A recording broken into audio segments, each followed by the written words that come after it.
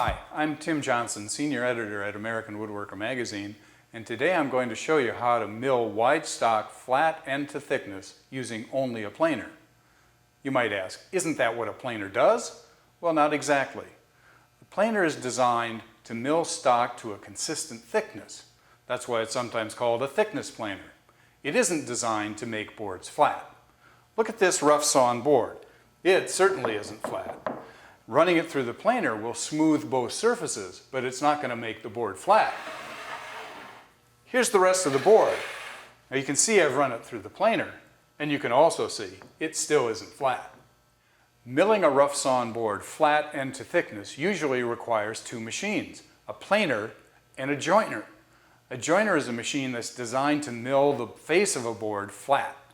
After you've used the joiner and milled one face of the board flat, you use the planer to mill the other face of the board to the thickness you desire, so you end up with a board that's flat and uniformly thick. This board is too wide to fit most joiners, so we're going to have to use the sled to flatten it.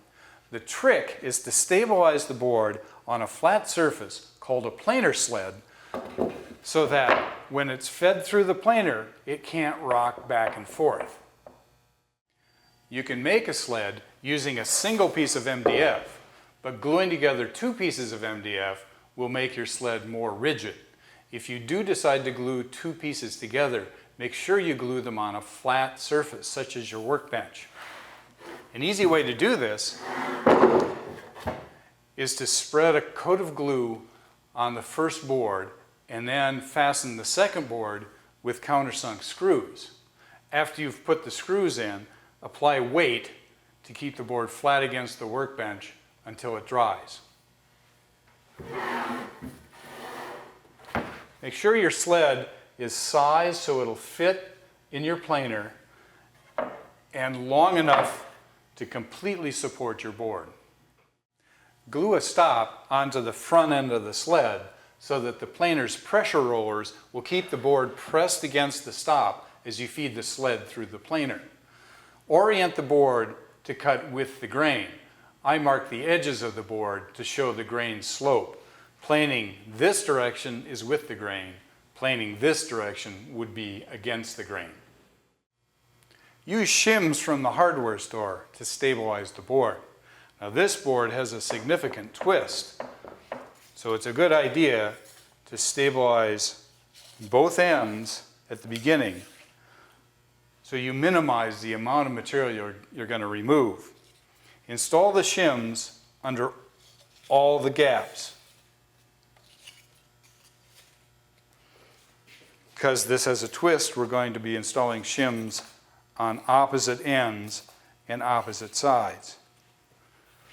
Make sure the board doesn't rock. Fasten the shims to the sled and to the board using hot melt glue.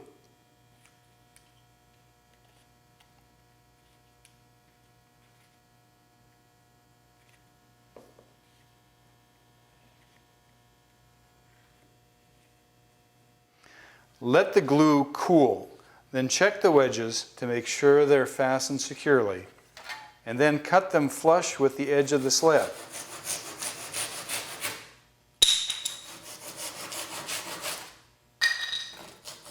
Now the glue looks like it's creating quite a mess, but actually, once you're done planing, it's easy to remove because it doesn't stick to the MDF very well. Provide in-feed and out-feed support when you position the sled for planing. Set the planer to make a very light pass. It's very important on this first pass not to cut too deep. It's really just a staging pass to make sure the pressure rollers are engaged. Lock the planer and you're ready to make the first planing pass.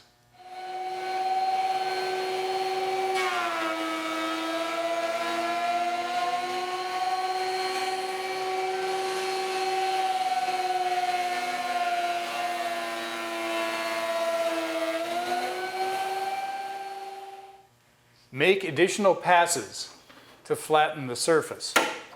Notice how each pass is only removing material from the high spots.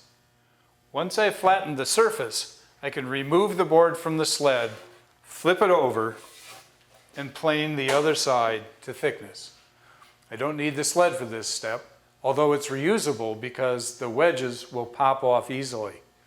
I want to mention that here we've shown how to flatten a wide board, but you can also use this technique to flatten glued up boards.